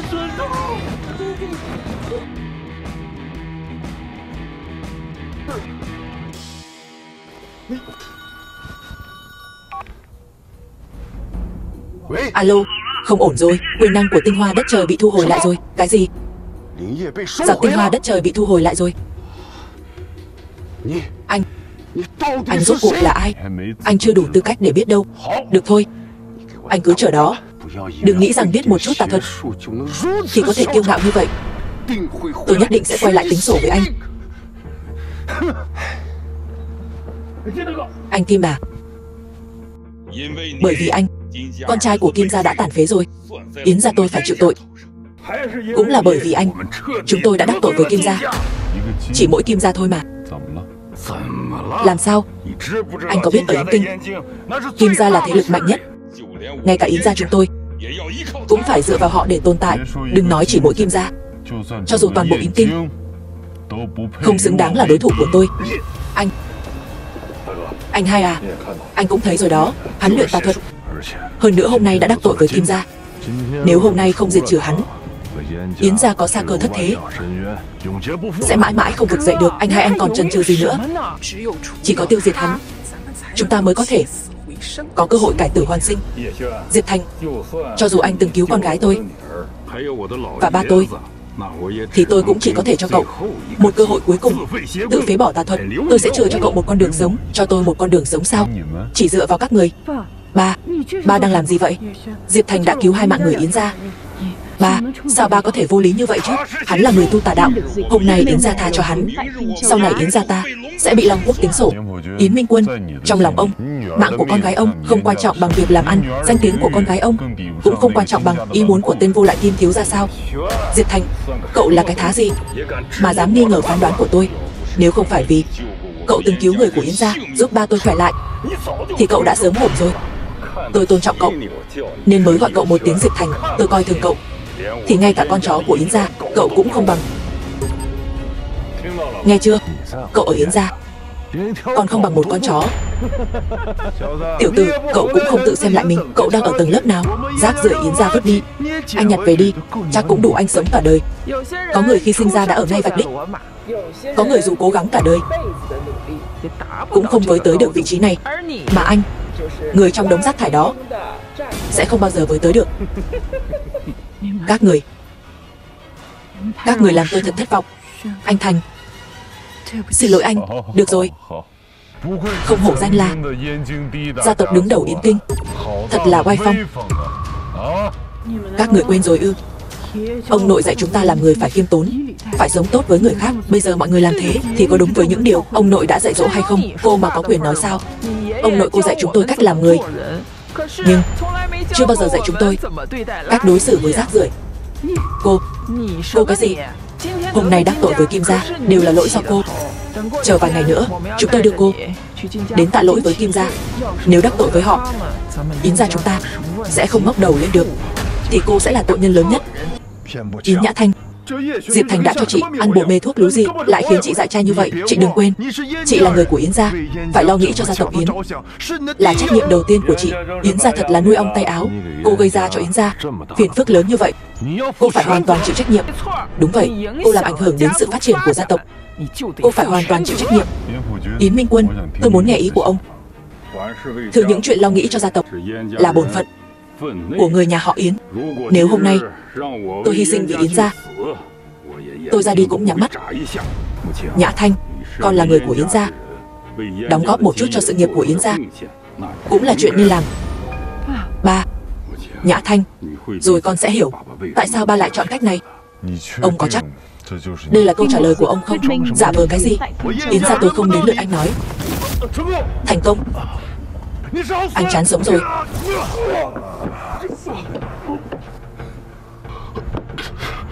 Cái loại bất hiếu, bất nhân như ông có biết tại sao tôi muốn để ông nói không? Bây giờ tôi nghe đến phát chán rồi. Phế bỏ tứ chi, để ông tự kiểm điểm mình trong phần đời còn lại. Người phụ nữ của tôi mà hạng tôm tép như cô dám bắt nạt cô ấy.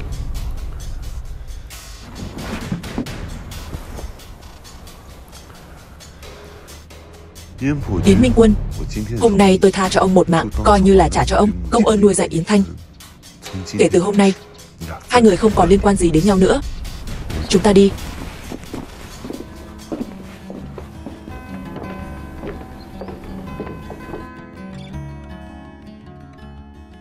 Anh Thành, sao thế? Không có gì, đi xem tình hình của ông nội trước đã.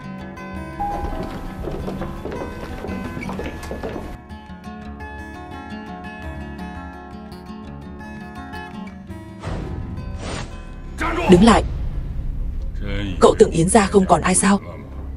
Một người ngoài làm loạn ở Yến gia không tính, đằng này còn dám can thiệp vào chuyện gia đình tôi.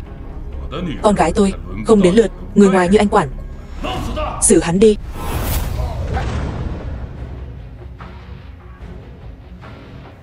Muốn đi sao?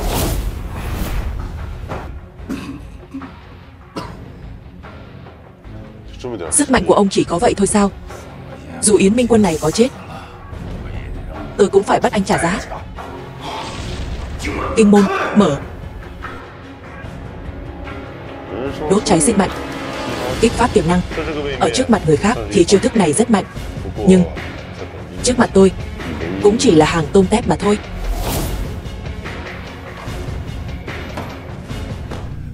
Hôm nay các người phải bỏ mạng tại đây. Chủ nhân phát hiện Yến Phát Đạt sử dụng thuốc đông doanh. Thuốc sẽ khiến hắn có sức mạnh khủng khiếp. Bây giờ hắn không còn thấy đau. Ngoài ra tôi cảm nhận được đối thủ của chủ nhân sắp xuất hiện. Đông Doanh Quốc phải không? Cuối cùng cũng đến rồi. Em trai, em. Anh hai, giải quyết hắn trước đã. Anh cứ tùy ý xử lý hắn. Rượu mời không uống, muốn uống rượu phạt. Hai người các ngươi, sức mạnh hiện tại của hai người ở Long Quốc cũng có thể tung hoành ngang dọc. Chỉ tiếc là... Tiếc sao? Một người sống không thọ, một người làm chó cho giặc qua. Cái gì? Em trai, lời hắn nói có đúng không? Thuận em tu luyện là đông doanh tả thực sao? Anh hai à, em cũng hết cách rồi. Phế bỏ tay chân em còn đáng sợ hơn bắt em bỏ mạng. Vì vậy em chỉ có thể chơi khô máu. Vì để tiếp tục sống mà em chọn làm con chó cho bọn đông doanh. Chờ anh giải quyết xong chuyện này, anh sẽ tính sổ với em. Tất cả là do anh. Con kiến nhỏ bé mà dám hỗn xược với ta. Được nha, cũng thú vị đấy. Thằng nhóc không biết trời cao đất dày, cùng một chiêu thức. Với tôi mà nói, trước mặt tôi đây, không cần giả vờ đâu. Anh hai, anh còn đợi gì nữa? Cậu chọn làm con chó theo chân người đông doanh, tôi tuyệt đối không tha thứ cho cậu. Anh hai, im đi, đợi tôi xử lý xong cậu ta sẽ tính hết với cậu. Yến Minh Quân, ông cũng ngớ ngẩn thật đấy. Bây giờ em trai ông mới là ma đạo. Ông không những không chống lại anh ta mà còn thông đồng cấu kết. Ông làm vậy mới khiến Yến gia rơi vào vực thẳm không đáy. Danh con, chơi trò ly gián sao? Cậu còn non lắm, chơi trò ly gián hả? Tôi đây mà cần dùng mấy thủ đoạn này sao? Đợi tôi xử anh xong, sau đó sẽ giải quyết em trai tôi sau. Cậu nên lo việc của mình đi. Một gia tộc sống nhờ vào sự bố thí của người khác thì có nghĩa lý gì chứ? Danh con, chuyện nhà chúng tôi không đến lượt cậu quản. Tiếp chiêu đi. Dừng tay lại. Tất cả dừng tay cho tôi. 3. Đồ trời đánh. Nhã Thanh, ở đây nguy hiểm. Con mau dìu ông nội về phòng nghỉ ngơi đi. Hai thằng con trời đánh này có biết người đứng trước mặt các người là ai không? 3. Tên này luyện tà thuật, hại Yến gia chúng ta, thậm chí còn cùng với Nhã Thanh đắc tội Kim gia. 3. Còn đang cứu Yến gia chúng ta khỏi cảnh dầu sôi lửa bỏng. Anh Diệp đây mà luyện tà thuật, đừng ăn nói hàm hồ. Quỳ xuống cho tôi. 3. Quỳ xuống.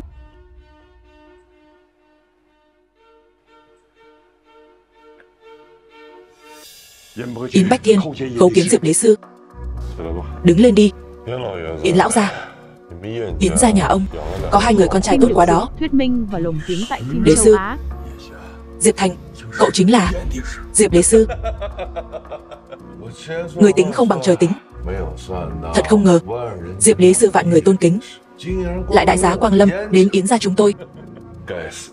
Ông trời ơi, ông không cho tôi hưởng vinh hoa phú quý sao? Cậu, thì ra nguồn gốc mọi chuyện đều do cậu mà ra. Rốt cuộc là vì cái gì chứ? Anh hai à, anh nói xem tôi rốt cuộc là vì cái gì? Thì ra mỗi người trong Yến gia ai nấy cũng có cái tôi quá lớn. Kể từ khi lão gia bị bệnh nặng, các người đều thay đổi hết rồi. Ngay cả tôi cũng quên mất bản tính của chính mình, mất đi lý trí. Tôi đúng là đáng tội mà. Anh hai à, đây không phải là lý do chính. Lý do chính là các người đều không đáng được sống. Súc sinh, Yến gia đối đãi không tệ với anh, sao anh lại làm thế? Ông nội, không sao đâu, chỉ là tức giận quá thôi. Không cần lo, có Diệp đế sư ở đây, chúng ta sẽ không có chuyện gì đâu. Em, sao lại biến thành bộ dạng như thế này? Tử Thanh cũng đã không còn 20 năm nay rồi. Mẹ tôi sao? Tử Thanh, chuyện này có liên quan gì đến em ấy? Cậu nói rõ cho tôi biết. Tại sao Tử Thanh lại qua đời? Có liên quan gì đến cậu? Rốt cuộc chuyện quái quỷ gì đã xảy ra? Bởi vì tôi cũng yêu cô ấy. Cái gì? 25 năm trước đáng lẽ chúng tôi đã kết hôn rồi. Nhưng sự xuất hiện của anh cướp cô ấy khỏi tôi. Nhưng anh lại không trân trọng cô ấy. Mẹ, 20 năm trước, kể từ tai nạn đó, ngay cả những hoài niệm cuối cùng cũng mất theo cô ấy. Tử Thanh không còn. Tất cả là do anh. Những chuyện đã qua cứ tưởng đã quên rồi, còn tưởng anh em các người đã sớm hòa giải rồi. Không ngờ rằng anh lại ôm hận trong lòng. Cho dù là vậy, sự nghiệp quốc gia sớm bị cậu bán đứng. Cậu đó lại bám chân Bọn người đông doanh đó, từ xưa đến nay, chống lại người đông doanh chính là điều khắc sâu vào tiềm thức người Long Quốc. Đó là lịch sử mà người Long Quốc chúng ta không thể nào quên. Theo chân người đông doanh, tội không thể tha. Anh nói mấy thứ này Phim được dịch có ích gì chứ? và lồng tiếng tại phim châu Á. Người của Yến gia trước giờ chưa từng coi trọng nỗ lực của tôi, là do các người lấy đi hết tất cả. Em trai à, ba vốn dĩ muốn để giao nghiệp lại cho cậu quản lý. Bây giờ nói giao cho tôi quản lý, các người vốn không nghĩ như vậy. Minh Quân nói không sai. Ban đầu tôi muốn đem gia nghiệp Yến gia giao cho cậu quản lý, nhưng chưa kịp công bố, tôi lại bệnh đến mức không ngồi dậy nổi. Không ngờ rằng anh lại đi theo chân đám người đông doanh đó. Chú hai, di chúc của ông nội được để trong két sắt, chú xem thì sẽ rõ. Không cần đâu, bây giờ tôi cũng không có con cái gì. Tất cả mọi chuyện cũng do anh hại tôi. Lão già đáng ghét, xuống địa ngục đi. Trước mặt tôi đây, còn dám làm hại người của Long Quốc sao? Không thể nào. Rõ ràng tôi đã uống một liều thuốc gia tăng sức mạnh. Sức mạnh hiện tại của tôi đã phá vỡ mọi giới hạn. Cho dù là đế sư cũng không phải đối thủ của tôi. Lũ người đông doanh, tầm nhìn hạn hẹp, cũng dám ngông cuồng trước tôi. Yến Minh Quân, nếu như ông bằng được một nửa Yến Bách Thiên, Yến gia, cũng không đến mức này. Nể tình Nhã Thanh, tôi tha cho ông lần này. Uống nó đi, sẽ bảo toàn được tính mạng của ông. Đa tạ đế sư, đứng dậy đi. Dựa vào người khác để ngoi lên, cuối cùng cũng chỉ là giấc mơ hão huyền mà thôi. Tôi khuyên ông lấy mình làm gốc, bán nước cầu vinh, tội không thể tha. Người dám làm loạn Long Quốc, không có đường sống.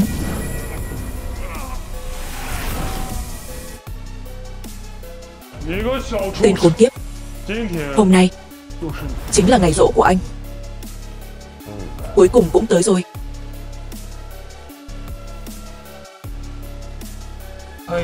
Đoán thử xem tôi là ai? Giả thân giả quỷ. Anh ta, không phải anh ta đã bị trừng trị rồi sao? Các người, lẽ nào thấy tôi trở lại không vui sao? Anh, sao anh lại không có chuyện gì? Không phải chứ, lão già Gia Cát đó không trừng trị anh sao? Ông ta dám lừa tôi à? Tôi nhớ các người nhiều lắm, vì vậy tôi mới trùng sinh, một lần nữa gặp gỡ các người, tiếp tục mối duyên này. Thanh Long Điện đối xử tàn nhẫn lắm sao? Lão già Gia Cát đó quả thật tàn nhẫn lắm đấy.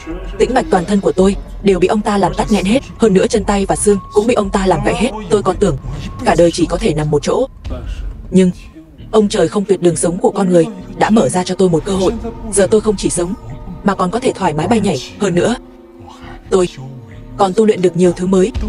Chờ giải quyết hết các người, tôi sẽ đi dạy dỗ lại lão già Gia Cát đó, trả mối thù này. Anh cũng phải còn mạng mới đi được chứ. Đúng là mạnh miệng mà.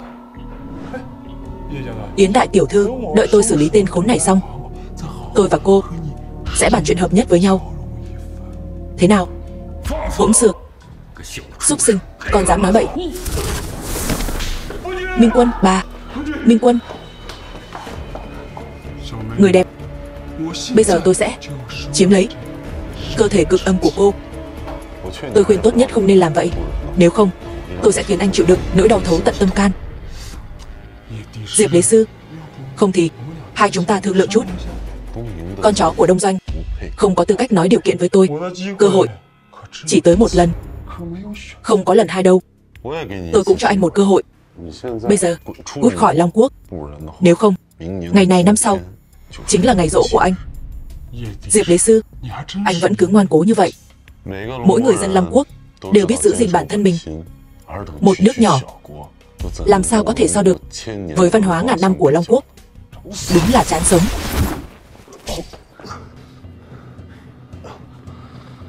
Anh không phải là Kim Hào Kiệt. Thế nào, phát hiện ra rồi sao? Rốt cuộc anh là ai? Tôi sử dụng thân thể này của anh ta cũng là phúc phần của anh ta rồi. Tà thuật, đoạt hồn, sao anh lại biết? Người đông doanh các người chỉ có thể làm được mấy thủ đoạn dơ bẩn này thôi. Ai mà không biết, ai mà không hay chứ. Tôi chính là con trai trưởng của gia tộc Tô Cát Ngô, Tô Cát Ngô Thiên Long. Tô Cát Ngô Thiên Long, người đứng đầu đông doanh, từng tiêu diệt rắn 8 đầu, nhận được thanh kiếm huyền năng. Rắn con này, đúng lúc lắm. Tôi đây lâu rồi, mới gặp người ngang cơ mình đấy.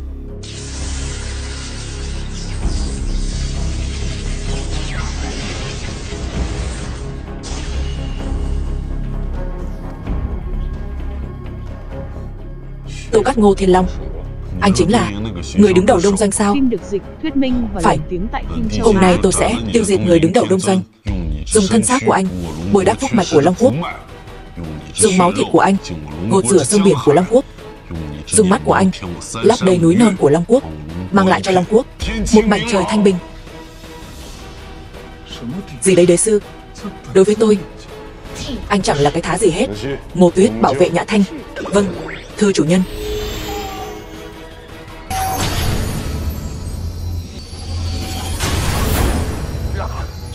Có thể đỡ được thanh kiếm huyền năng của tôi, cũng có chút bản lĩnh đấy. Nói nhiều vô ích. Hôm nay anh không thể toàn mạng mà đi đâu. Tôi có tới 9 mạng. Muốn tôi nằm xuống đây, nằm mơ đi. Đừng nói anh có 9 mạng. Dù anh có 90 cái mạng, tôi cũng sẽ tiễn anh lên đường.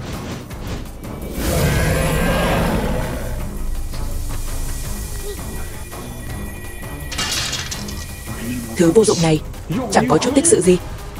Đối phó người Đông Doanh, cái này gọi là huyết mạch đè xuống, áp chế huyết mạch. Bớt nói sung đi. Định khiến tôi dối trí sao? Anh cũng có bản lĩnh chút đi. Đánh không lại thì chơi chiêu à? Nếu có bản lĩnh thì tiếp chiêu đi. Đối phó anh, tôi cũng không cần phí nhiều sức vậy. Được lắm.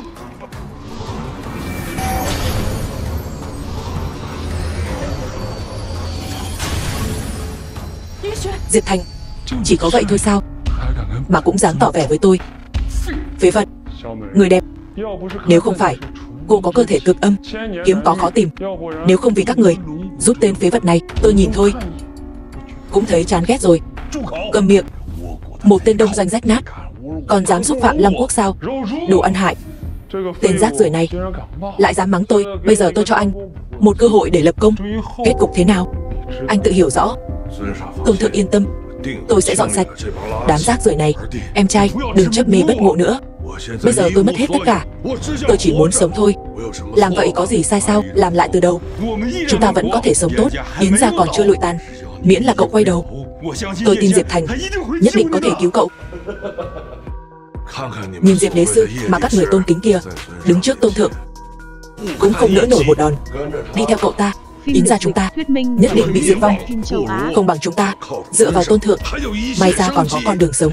Yến phát đạt. Quay đầu là bờ. Bây giờ hối cải vẫn còn có thể sống. Nếu còn tiếp tục sai lầm thì không ai cứu nổi anh đâu. Gieo gió ắt gặt bão đó. Lão gia, thứ lỗi nhé. Tôi phải liều thôi. Cậu dám? Ba, ông nội. Không sao, có đế sư bảo vệ chúng ta, bọn họ không làm được gì đâu. Cậu là đồ không bằng cầm thú, làm con chó theo chân người khác, hại cha ruột của mình. Tội không thể tha. La lối cái gì chứ? Tôi không tin là không làm gì được các người. Các người đã làm gì tôi? Là đế sư rộng lượng, cho anh con đường lui, để anh biết sai sửa sai. Nếu không thì hối hận muộn màng. Không phải, không phải như vậy. Tôn thượng cứu tôi với. Ăn hại, đúng là ăn hại. Đồ vô dụng, tự mình tạo nghiệp, không thể sống được. Người đẹp, đợi tôi và cô chính thức hợp nhất, sẽ cho các người đoàn tụ. Người Đông Doanh đáng ghét các người, dù tôi có làm ma cũng không tha cho anh.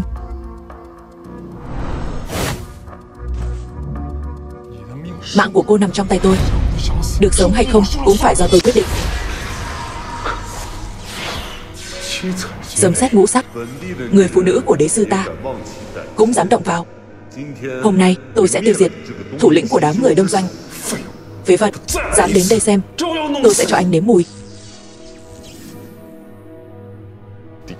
Kiếm đế sư.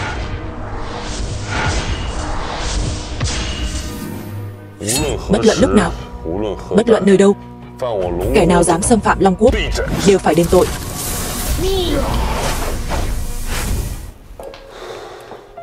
Anh Thành, anh không sao chứ?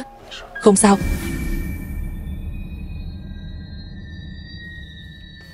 Bất luận kẻ nào, nếu như lại dám đến xâm phạm Long Quốc, sẽ không toàn thây, đầu rơi máu đổ.